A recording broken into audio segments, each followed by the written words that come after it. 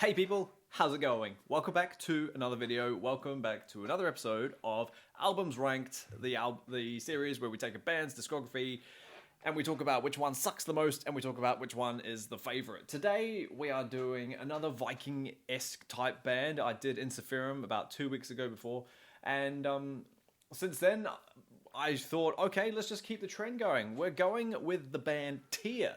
TYR. So, obviously, given the fact that I'm not from the Faroe Islands, like they are, that's how I'm going to pronounce their name. TYR, as in teardrop. However, if you ask the lead singer, and if you ask the lead singer how he says it, he's got, actually, do you know what? We'll just let him say.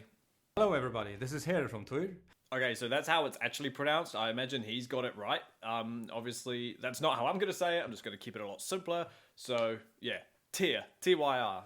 TYR are a, Viking, Norse heavy metal band from the Faroe Islands. And they're pretty unique in a way. For one, not much metal comes out of the Faroe Islands. And the fact that TYR are able to sing their own songs, like, you know, they obviously come up with their own compositions, but then they also take their traditional language, their traditional songs from their land and turn them into heavy metal songs. So that part is cool. I remember first hearing some of their foreign stuff and I was like, oh, cool. And what made it really fun was the fact that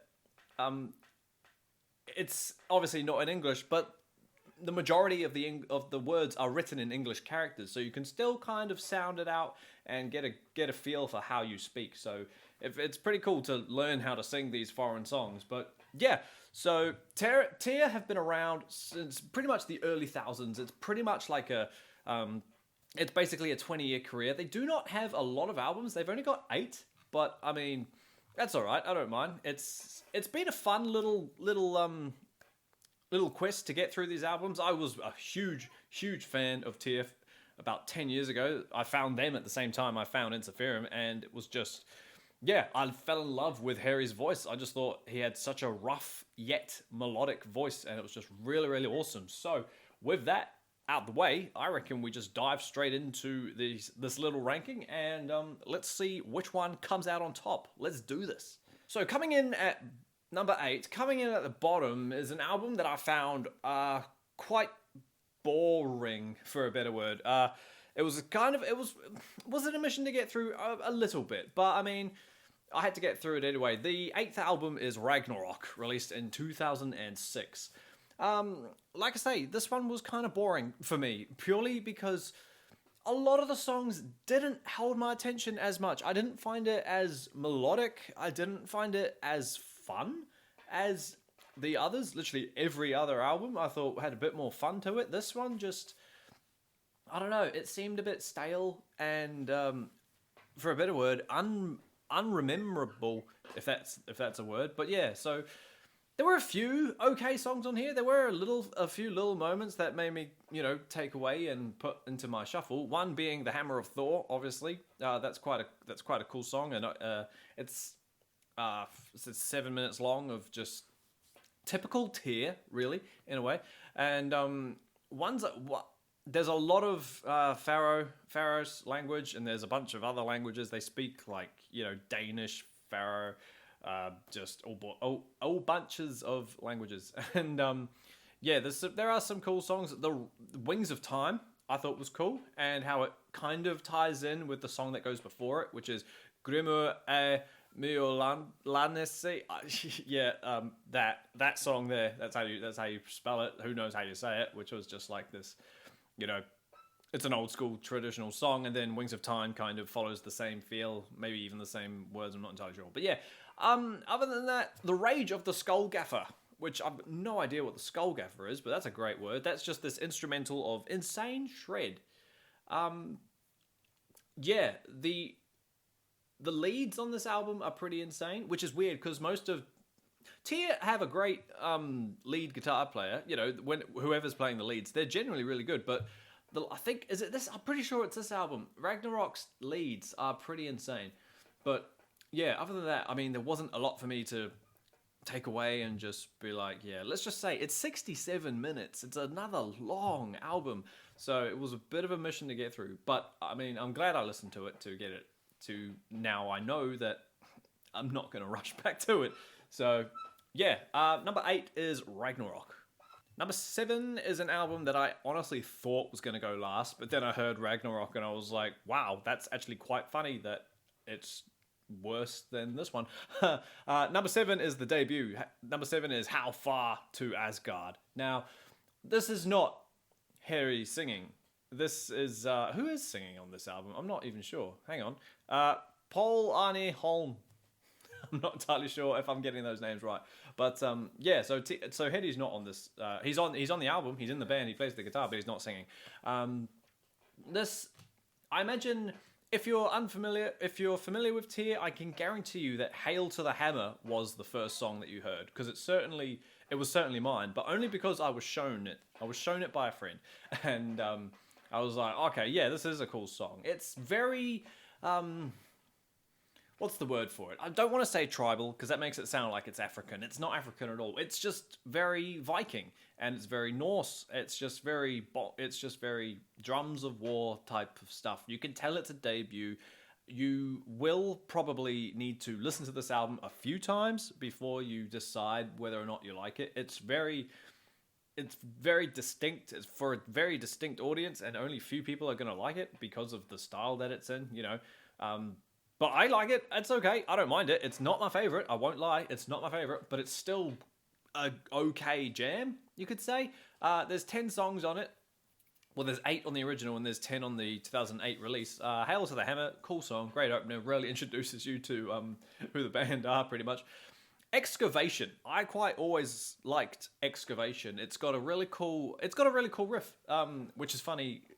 They use that melody again later in their career, but yeah, Excavation was a really cool song. It's a long song, 7 minutes. The Rune was cool. 10 Wild Dogs. Is it one of the I'm struggling to remember. Is it Sand in the Wind? I think Sand of Wind is a bit weird. Purely, I think it's the vocal style. I could be wrong. I might be getting confused with God of War. No, God of War's a cool song. Yeah, it's definitely Sand in the Wind. Sand in the Wind is a weird song. However, I fell in love with Omuden Lange. That's a really, really beautiful song and fun to sing if you can remember all the words. But yeah, that's a really cool song too, Omuden Lange. And of course, How Far to Asgard, the song. It's cool. If you've got, I don't know why. I'm not entirely sure why. It's a half an hour track. It's not a half an hour song, How Far to Asgard. It's a half an hour track. Olafur Ridaros. Again, don't know what that means. That's a cool song, and so is that last one. Styrifis Fallunin. Oh, these names. This language, I tell you, why does this language exist? It's such a cool language, but my god, it's a mouthful. But yeah, number 7 is the debut, How Far to Asgard. Number 6 is an album that I was kind of only half familiar with until I fully listened to it the other day to get this album right. And number 6 is the Lay of Thrym. Yeah, this album is a bit... This is in between, like, I want to say golden Tyr era for me.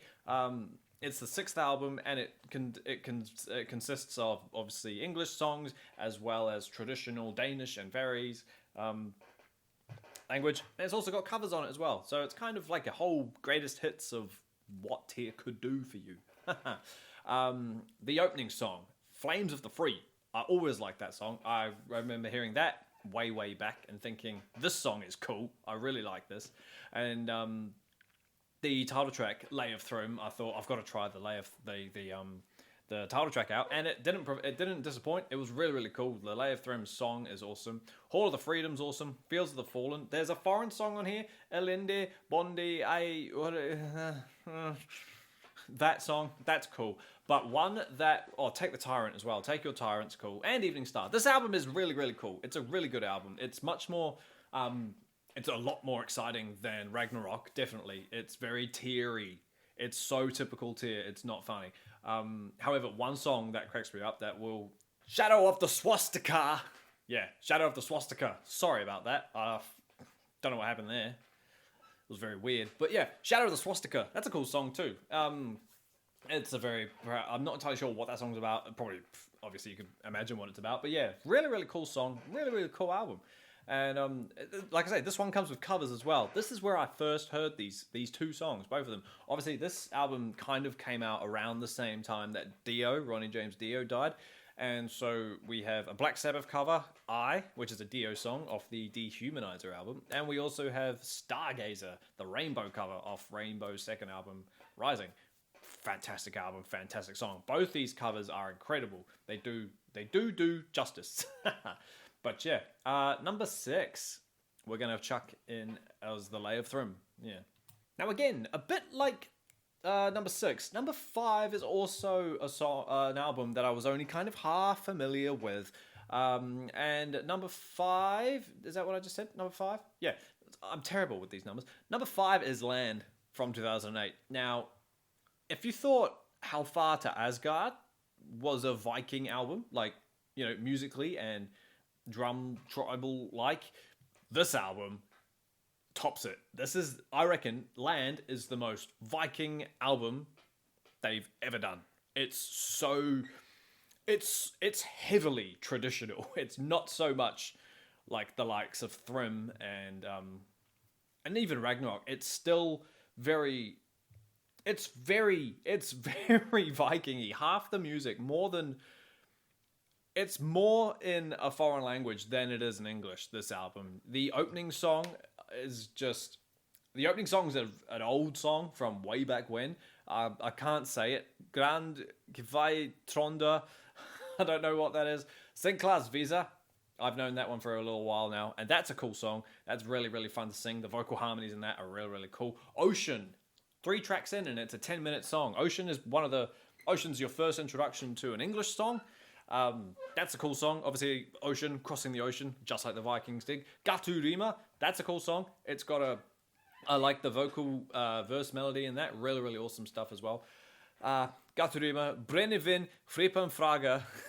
All these songs are foreign, but they held my attention so much more than like the stuff that was on Thrym and Ragnarok. Like, the melodies in this were just so fun. You could imagine the likes of being in a boat and just like hailing across the ocean, finding some land, and just, you know, who knows what they listen to, but this stuff sounds like almost what it could have been. You know, Loka Tatur, that's a cool song too. Traditional Faroe song again. Land, the actual album, the title track, 17 minutes long, another epic song. And this album has another rehash of Hail to the Hammer. Don't know why. You don't need it. But because we've got quite a few long songs on here, this album cracks in at 70 minutes as well. So, yeah, it's pretty... These albums are kind of long in a way, but, I mean, they create a vibe, they create a buzz, and it's really, really awesome stuff. So, yeah, Land is really, really cool. I would highly recommend Land. I wasn't really familiar with it, like I said, but I'm glad that I gave it the time of day. And, yeah, Land is number 5. Number 4 is an album that I own. I actually physically own this one, and good job too, because it's freaking awesome. And I was only really familiar with the first half for some reason. Don't know why. So I'm glad that I finally got through the album to get to the second half to discover that that's actually just as boss as the first half, and that is 2019's Hell. Yeah, we've got the latest release from these guys, about 3 years old now. Fantastic album, fantastic cover, fantastic music. Some people would say this is their, magnum opus. They really, really surpassed, with this album. And I kind of agree. It's obviously not number 1 for me, but it's still a really good, typical TYR album. The Gates of Hell. Oh, I reckon that's one of TYR's more heaviest, heavy metal songs. It's so cool. It's got growling in it. TYR haven't really done any growling like that until... I don't know why I said that. They haven't done any growls up until now, so that's a really, really nice touch for them. If it's Hedy who does it, he did it well. All Heroes Fall, that's a really cool song too, and that song kind of reminds me of... I feel like that song would fit on Valkyria, I think, but yeah. Ragnar's Cavaldi, I don't know how you say that second word, but that epic single that they put out in the foreign language, that's a probably my favorite song on here. That's like top 3 tier songs, I think. It's just such a cool song. Obviously, Sunset Shore, it's another single that came out. That's a cool song too. Downhill Drunk, that's a fun song. I really liked that when I first heard it. I thought that was really cool. And yeah, Downhill Drunk's really fun. I like it. I like the melody. I probably because it's like the most, well, it's not the most, but it's one of the lesser serious tier songs lyrically. I think musically it's still great, but it's really, really cool. Fire and Flame is on this album as well. That was the first single for Hell. And yeah, Empire of the North, it's a cool song. King of Time, Against the Gods, Songs of War, and another foreign one, Alvor Conga. Really, really good stuff. It's a pretty epic album. If you haven't listened to Hell, really, I highly recommend you give it a go. And yeah, it's amazing.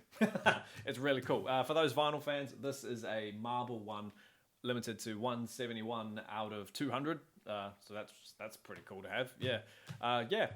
Hell, number 4. Number 3 is the second album. Number 3 is Eric the Red.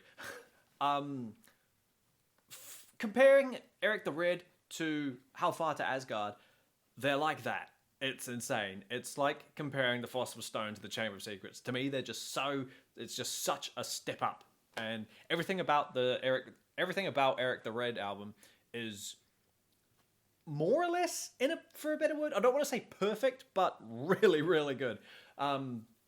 Compared to, there's so much more catchier hooks on Eric the Red. The songwriting got better, a lot better, I reckon.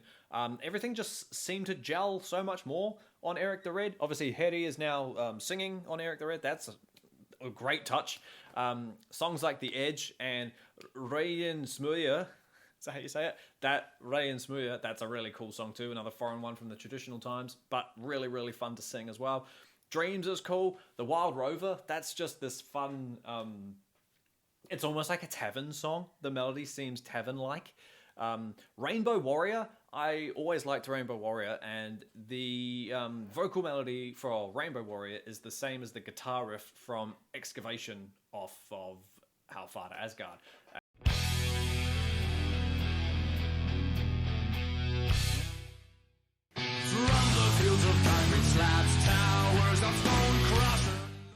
And I don't think they're supposed to be tied together. I'm not sure. I don't know. But, I mean, if they are, what a cool little thing to tie them together. But yeah, it's just the same tune, and it's really, really cool. Eric the Red, the title track, that's a great song. Nearly 8 minutes long. And it's just a fun album to listen to and sing along to and drink to be honest. It's much more...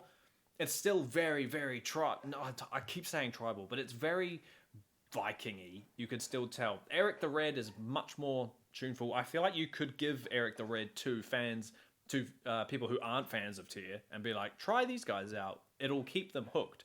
And yeah, I think Eric the Red's really, really good. But if you gave How Far to Asgard to not a fan, then I feel like they're just going to dismiss it. It's like giving someone who's trying to get into heavy metal Transylvanian Hunger. It's just not going to work. So you have to, ease them into it. And I think Eric the Red would be a good starting point. But yeah, really, really cool album. And yeah, I kind of knew that Eric the Red was going to go high, but I didn't expect it to get up to number 3. But yeah, Eric the Red, number 3. Number 2 acts as, I'm pretty sure, the first full Tyr album that I heard from start to finish way back when I found the band in 2011, 12 era. By the Light of the Northern Star. First of all, that name, epic name, great Viking album name. This album I feel has it's got the epic song Hold the Heathen Hammer High, which I think is their sort of second rendition of Hail to the Hammer. Hail to the Hammer by this point is kind of getting a bit old, a bit repetitive maybe, so they've tried to bring Hold the Heathen Hammer High in to sort of replace it at gigs, I think. I either read that or heard that somewhere, I'm not sure, but that's a really really cool song too, Hold the Heathen Hammer High. It's a bit of a mouthful, but really, really cool. Tróndur í Götu is probably, yeah, like I said before, top 3 Tyr songs. I love the vocal melody on that. It's easy to sing and read, and it's just really, really cool. Traditional Farose, again, real great stuff. Into the Storm and Northern Gate, they're kind of they're okay. You know, they're a bit simple. It's only tracks 3 and 4. There's nothing amazing about them. Into the Storm's got a cool vocal melody. But this song, I'm not sure how you say it. Turio, is that a what character does that? What sound does that character make? Torkis Tortur. Again, Farose traditional music, really really cool stuff. That's a fun one to sing.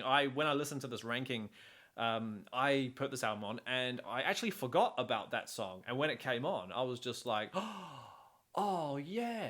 I had genuinely forgotten about that. But then and then By the Sword in My Hand came on, and I was like, oh, of course, I remember this epic song. Dun, dun, dun, dun, dun. Really cool pounding drum beat to get you into it, and the lyrics to that are just really, really cool. It's fun and it's upbeat. I love it. Ride, the next song, that's cool. I really, really like Ride. I thought Ride was like just a simple I call it a 3-minute song, but it's 5 minutes. But you know what I mean. It's almost single like Ride. Ride's really cool. And you got Hear the Heathen Call, which is kind of like, it's like an epic, but at the same time it's not. But then you've got By the Light of the Northern Star, the title track, and that's a really cool song too. Honestly, this album can do no wrong, and I love it so much. I've loved it since I heard I first heard it back in the day, and I was so happy to play it again and just be reminded that yes, this is a really good TYR album. I love it. So yeah, number 2 is By the Light of the Northern Star, which obviously means that it's hard for me to imagine that other people would say otherwise, because I can't imagine why no one else would put this album at number 1. Number 1 is Valkyria, and this is the perfect TYR album, all the way from track 1 to track 13, if you include the covers that come with it. Oh my god. Just like By the Light of the Northern Star, I heard this album all the way back when, and I thrashed it. Every single song on this album I thought was beautifully done. It's just, lyrically, melodically, musically, everything about it was just wow. Blood of Heroes, that has to be TYR's best song ever. Blood of Heroes, when that riff starts,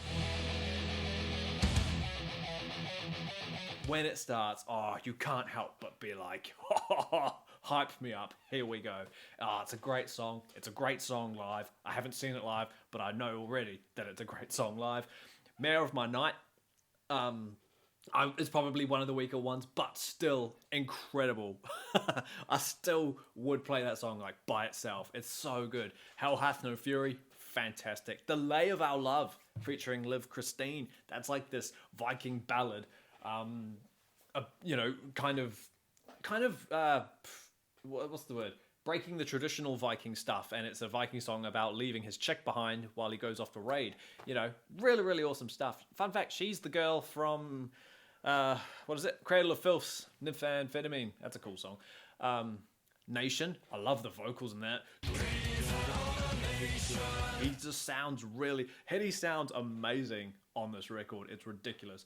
Into the Sky is another great one. I freaking love Into the Sky. Now that is a 3-minute single song. It's amazing. I played Into the Sky over and over and over and was just like fantastic. Fano Boto Brandalio, another foreign one, fantastic. Lady of the Slain, the title track Valkyria. Honestly, there is not a bad song on this record. I hate myself that I do not own it, but hopefully one day that will change. Honestly, Valkyria, the number 1 TYR album. If you're gonna listen to anything I've talked about in this video, it has to be this album.